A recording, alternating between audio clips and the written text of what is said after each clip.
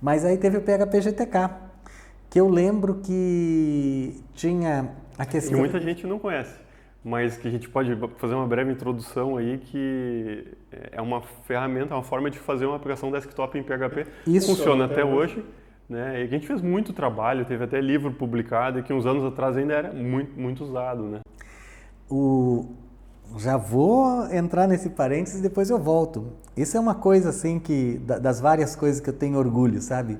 Porque o PHP GTK foi criado por um cara chamado Andriy Zimiewski, mas o primeiro livro do PHP GTK foi escrito pelo Pablo com o prefácio do Andriy Prefácio do André, Zimiewski. exatamente. Depois teve um livro publicado pela ePress, internacional, mas daí já tinha passado um ano ou dois, né?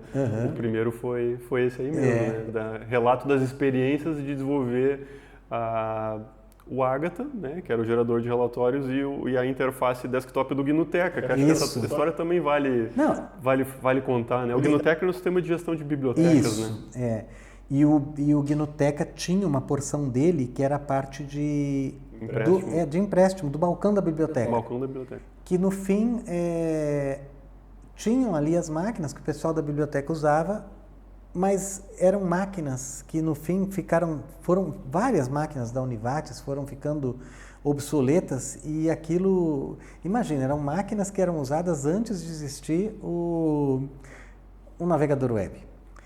E eram máquinas que, na evolução do Sagu e do GNUteca, que a gente foi usando algumas coisas que, especialmente JavaScript, que rodava do lado do cliente, aquilo era pesado até para aquelas máquinas. Então, você tentava colocar um Linux minimalista, mas mesmo assim... Exato. Netscape Navigator. Exatamente. E lembrando, pessoal, que hoje em dia tem... o XHTTP Request, tem o Ajax e tudo mais, na época não tinha. Então, cada vez que alguém clicava num botão, era recarga total de página. A gente está falando de uma época que as redes internas, a velocidade do tráfego era bem menor em comparação do que é hoje em dia. Sim. E também de servidores de 20 anos atrás, que os cores, né, as velocidades e a velocidade de leitura e gravação dos discos era muito pior do que hoje. Né? Então, era uma rede mais lenta, um servidor que processava menos. Então, você clicava num botão, o que hoje é em milissegundos, na época era segundos. Né? Então, é bem diferente do que é hoje.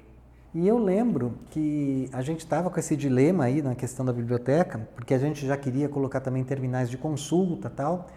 E aí o Pablo veio com essa ideia de... A gente já conhecia o PHP, aí tinha esse PHP GTK, que é para criação de aplicações desktop com PHP.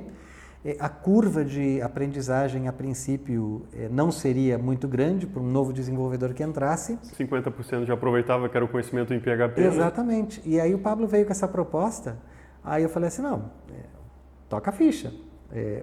E foi uma pesquisa extensa, né? Não foi... Eu lembro que na época, eu não sei que distribuição usava, se era o Red Hat ou Conectiva, mas foi mais de uma semana tentando compilar, porque hoje em dia você baixa um pacote, configura e make install, para quem conhece Linux, está compilado, mas na época, como era um projeto embrionário, não estava bem documentado, dava erro, faltava a biblioteca A. Aí você baixava a biblioteca A e compilava, mas não era a versão certa. Aí ela tinha uma outra dependência, você baixava outra biblioteca e compilava.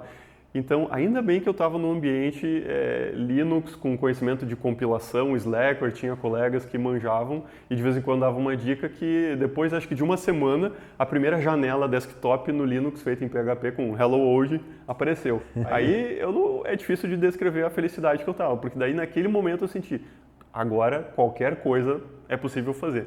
Para quem veio do Delphi, eu tinha um background em Delphi, agora eu vou conseguir fazer a aplicação desktop na minha linguagem preferida. E aí, deu certo. Deu, Não, e é interessante que aí, depois que deu certo, né, tipo, é bem legal esse momento, assim, nossa, agora funcionou, né? Porque foi tudo muito rápido, né? Tipo, se for pensar, assim, do tempo de desenvolvimento do balcão de atendimento ali do GNUteca, os terminais de consulta, foi muito rápido. Mas por quê? Também porque já se conhecia PHP e já se conhecia, no teu caso ali, a questão de como funcionar essa coisa de enjanelamento do desktop, vamos dizer assim. Foi empacotamento e, para conectar em banco de dados é PHP, toda a lógica de negócio é PHP, chamava um web service, na época usava SOAP, se eu não estou enganado, para reaproveitar uma funcionalidade do servidor, que REST, não se falava em REST ainda na época. E é isso, no lugar de usar HTML para montar uma data grid, uma tabela, você usa um componente para montar orientado a objetos. Então, uma tecnologia que me forçou a programar orientado a objetos em PHP, porque até então a gente estava mais no estruturado, mais no procedural. Mas como você tem um toolkit que é componentizado, ou você sai usando métodos, eventos dos componentes, ou você não consegue fazer nada, né? Então isso foi legal também. Eu ouso dizer, inclusive, que esse conhecimento aí em cima do PHP GTK foi fundamental em todo o desenvolvimento futuro que a gente teve a partir dessa aquisição de conhecimento prático da programação orientada a objetos. Eu acho que foi um... A partir daí você começou a tentar componentizar tudo que dava, tudo, né? exatamente.